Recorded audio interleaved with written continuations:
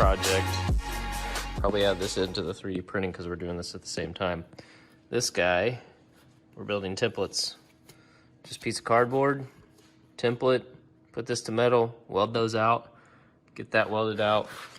And then again, this was 3D printed. This is what we'll connect the two. Once we have a piece in there, it will fit like so. Now, it doesn't have to be exact because we'll end up having to trim the tails off of this thing anyways. And what I mean by that is when we bend this over at Jeff's, there will be a tail that's about out to here, just because that's what you need in order to make these bends here. So we can cut to fit, so that's good. But tonight I think what we're gonna do is make these and maybe even get them welded in, we'll see. Well, tonight we are back to templating, and it was a Miller light box is now a template for the alternator. So after a bunch of cutting and drilling, this is off of a LS 6.0, which is the same motor that's in that car there, which is actually the original alternator. This is just for mock-up. But now, this should be in line and work with M120, as long as it clears the A-arm, which we're gonna test out here in a bit. But that will be a wrap. Probably powder coat it, make it look all nice and shiny, and call it. So normally, if you remember this alternator, well, not this alternator, the other one, the alternator that came on the car was actually way over here.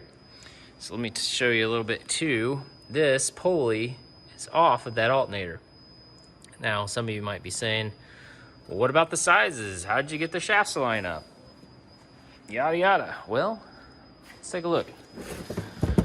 This is the original alternator. It does have a shaft mount on it, and it is tight clearances.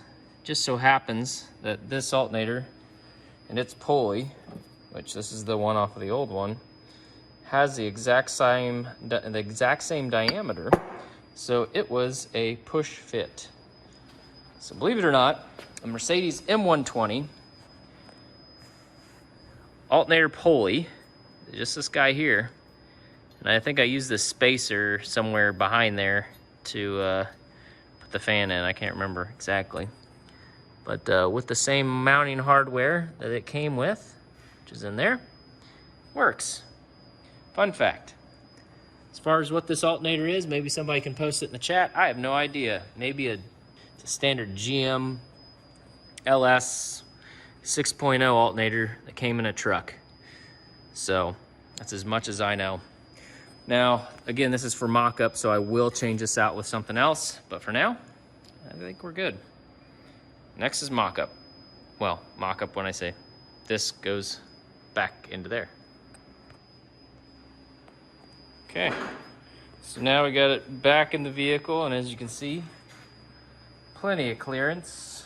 Now, we will have to bring this out because I believe this is going to be what's tensioning it, but if you can see here, we got a solid inch of pull, which is going to be more than enough. As far as routing the belt and everything, I'm not sure yet, but I'm not going to have to figure that out for a little bit, I don't think, so I'm gonna move on to some other stuff.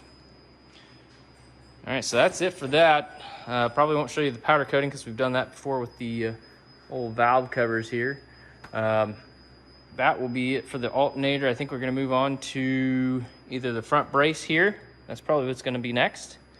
And then after that, the trans mount. So stay tuned.